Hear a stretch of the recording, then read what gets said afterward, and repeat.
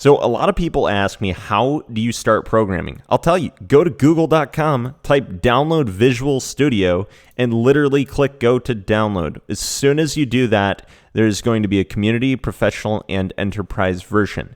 These cost, professional and enterprise cost money. They have a free trial. A community is free to download. It's free for students, open source, contributors, and individuals. This is not for corporate use, of course. Whereas, these can get there. So definitely, if you're looking to start free and you just want to practice and play around, no harm in going with the free download for community version. There is also Visual Studio Code, but this is really just a source code editor, and it's not so much of like a full blown IDE. So we're going to click free download under community, and now we are going to click the X on this, I think, and our download should be right here. Yeah, so it is, and we're going to launch it. We're going to go ahead and, before you get started, we need to set up a few things, continue along. Really at this point in the whole process, all that we're really doing is we're going through and making sure that we're able to download the components that we need. So I'm just going to go ahead and let this go, and we'll be back shortly. Okay, now we are at this screen. So it's important to note that within Visual Studio Community, you can select multiple different options. Like, for example, you can focus on Linux development with C++, .NET Core cross-platform development. You can do Office SharePoint development, Visual Studio Extension development, data storage and processing, data science and analytical applications, game development with C++, game development with Unity, mobile development with C++, Universal Windows Platform development, mobile development with .NET, desktop development with C++, .NET desktop development, Python development, Node.js development, Azure development, Azure, ASP.NET, and web development. So then there's individual components if you want to go that route. There's language packs, installation, location, configurations, all that stuff. So what we're going to do, though, is we're going to focus on desktop application development. I absolutely love making desktop apps. It's going to take about 5.22 gigabytes. Oh, wow. So I could maybe add in Python development if I wanted to work with Python, which I love Python, and Node.js. So, you could definitely do a lot of things here with Visual Studio and starting to program, but we're going to go with just the simple .NET desktop development, and I'm going to install that. It's going to take a long time, so I'm not going to wait around for that to happen. It's just going to kind of do its own thing, and honestly, I'll probably go to sleep maybe and wake up and maybe finish this video if I have the ambition to when I wake up in the morning. Okay, so it's not the next day. I'm just continuing on. I'm going to do not now, maybe later, and we're going to go with the dark theme and start Visual Studio. So let's see what happens. So right away when you start, you have the option of cloning a repository, opening a project or solution, opening a local folder, or you can create a new project. We are going to create a new project, and specifically, we are going to look at the options. We definitely want to develop for Windows, so let's go for Windows. For project type, we're going to go with desktop, and for languages, we're just going to look at our language options. We have Visual Basic, TypeScript, Query Language, Python, JavaScript, Java, F Sharp, C++, C Sharp.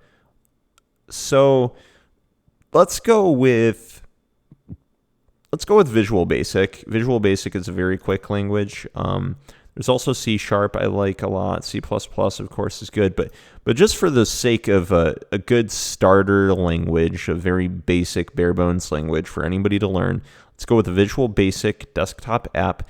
And you're going to notice that when we scroll down through this, there's a lot of options.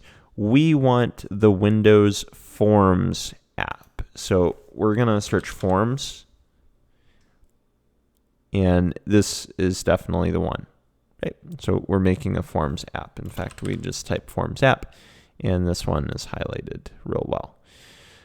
So we are going to go next, and it's going to ask us for a name of the project. The name of this project, I'm just going to name it OVH wizard. Okay, so we have OVH wizard, and I am going to click create. So the location is C user security source repos, where security is your username.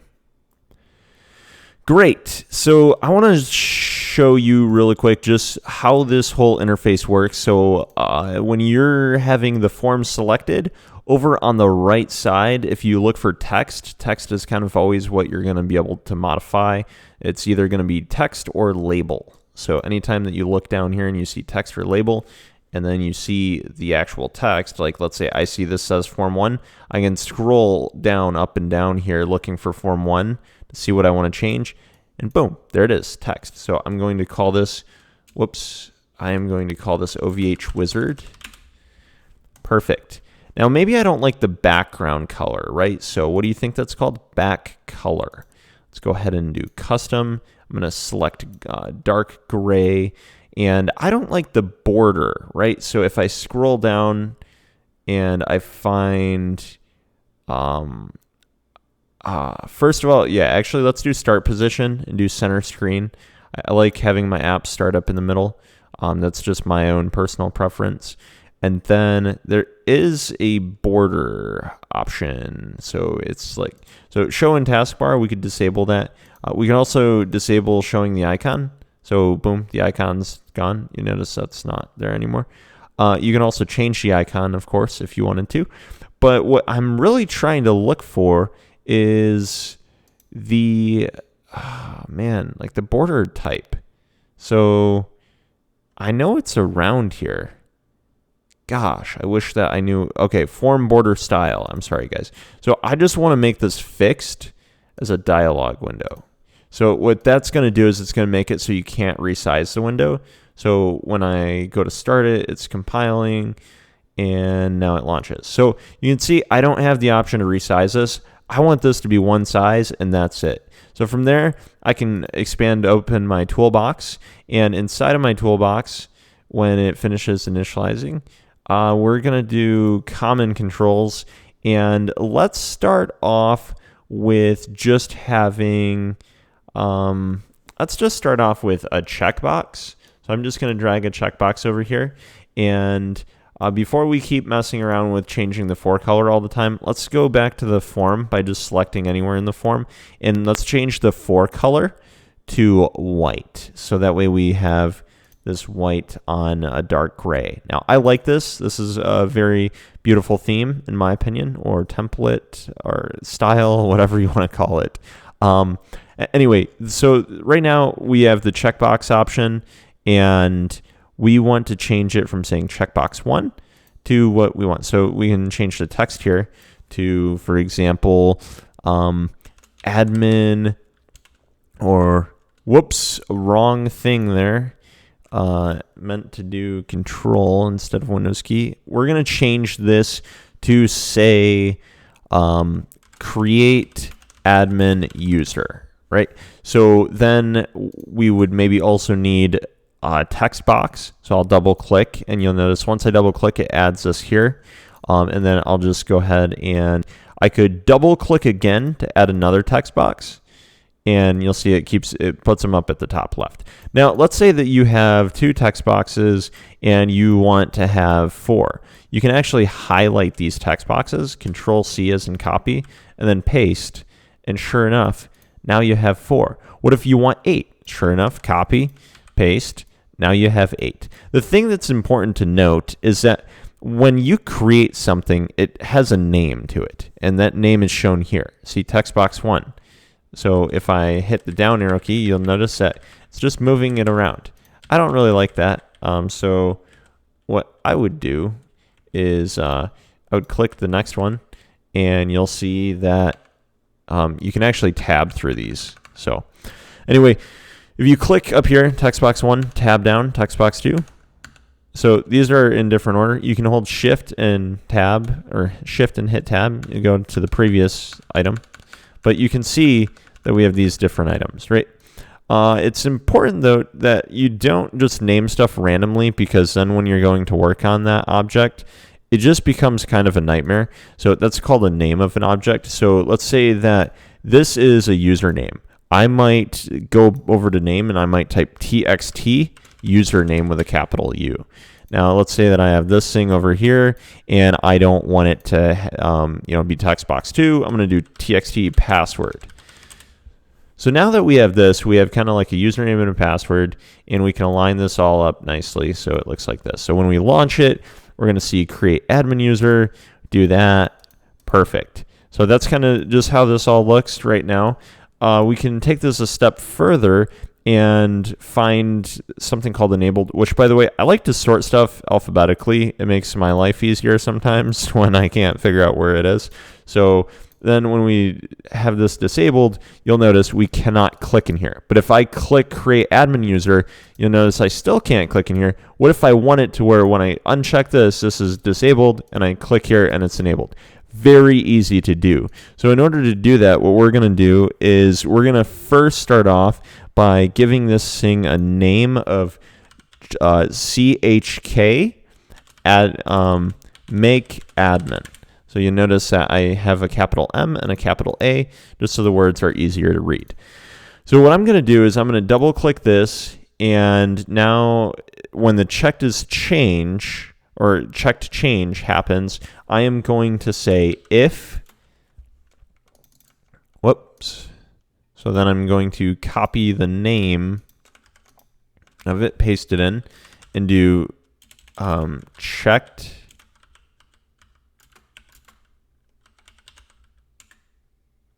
then I'm going to message box LOL. Right, so this is just for testing purposes more than anything. So there we go. We see, so only when we check it, it messages LOL. Perfect. Now, what if we want it, though, like I was saying earlier, to make it so when you check it, it enables these boxes? Well, what we can do is txt username dot enabled equals true, and then txt password enabled equals true.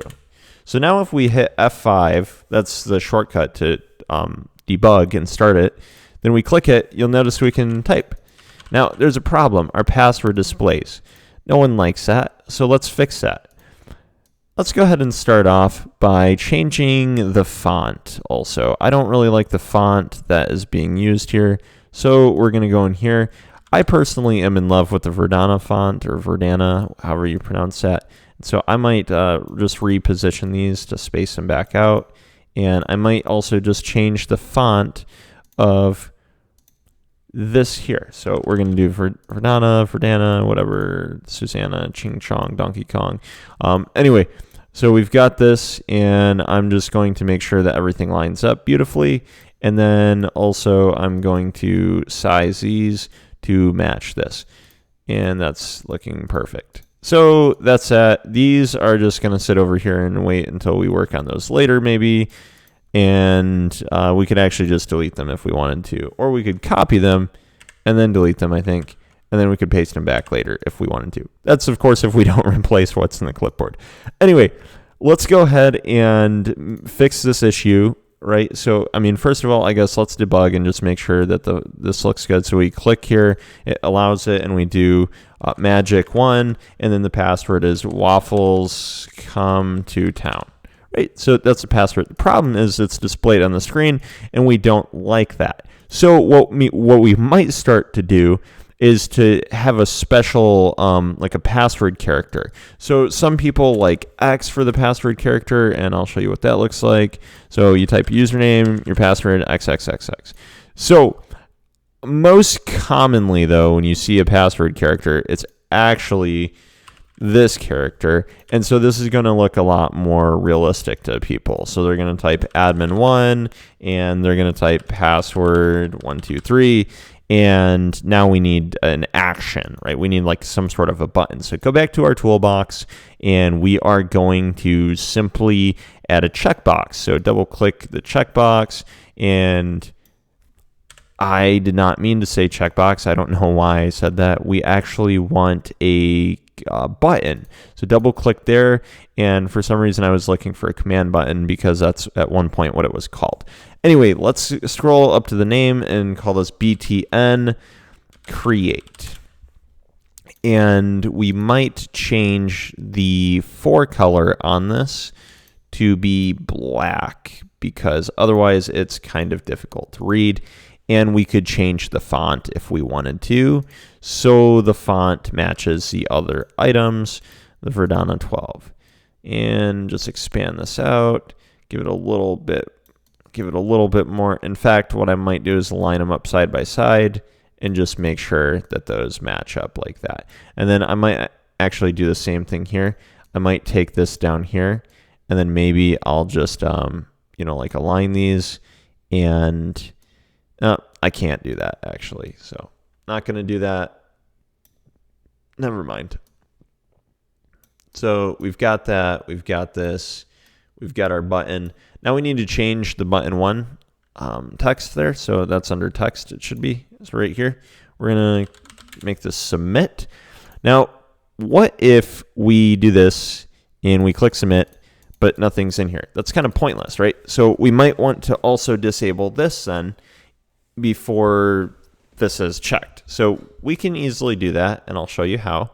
We're just going to come back in here and find enabled and set this to false, right? Now we need to make it so it does that magic thing, right? So we can actually click the submit button at one point when we have our stuff set up. So double click this guy again and do button create and enabled true. So F5 to launch and test. And now let's say we click this, do this, and now we can click our button. Wonderful. Now we need an action to perform when we click on our submit button. So we are going to just double click the button. And now when someone clicks it, we're going to do stuff. So what we might do is message box, hello there, nice to meet you. And then we might add txt username.text. So go ahead and test this out. So we're going to do this and do magic1 and type a random password. Boom. So, hello there, nice to meet you, magic1. So we're just taking the username and we're throwing it in there. Now, this is very basic, and I plan to eventually teach more if you're interested, if you like my teaching style, which I don't know if you do, but I hope you do because I have fun making these sometimes. But anyway, I'm going to actually make an OVH wizard at some point, so that's going to probably involve making tabbed stuff. So there should be a tab control. There's our tab control, and the tab control looks like this. Basically, with the tab control, we have multiple different tab pages. So let's say that I want to control X to pull this stuff out, and I'm going to paste this stuff back into our tab page 1. And then let's say I have tab page 2, and I'm going to create, I don't know, maybe inside tab page 2, I'll have like a progress bar or something like that. And then as it's like connecting or creating stuff, then it's doing its thing. So let's give it like a 50 value. And so now the tab controls look like this, right? So now I might check this. I might, yeah. So now we worked it. So there's that. Basically what just happened is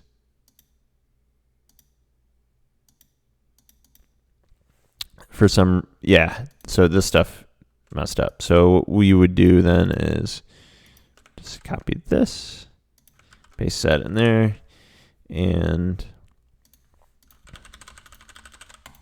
so once we click submit, we might select to tab page 2. Maybe we would hide these somewhere somehow, and then make it look like it's connecting to a server. Once it does, then create an account, make some setting modifications for the person, and just continue on. So this is just an example of how someone might develop a program, and hopefully this was helpful. There's a lot more tutorials on the internet, and I know I'm not the best teacher in the world, but hopefully I taught you something today.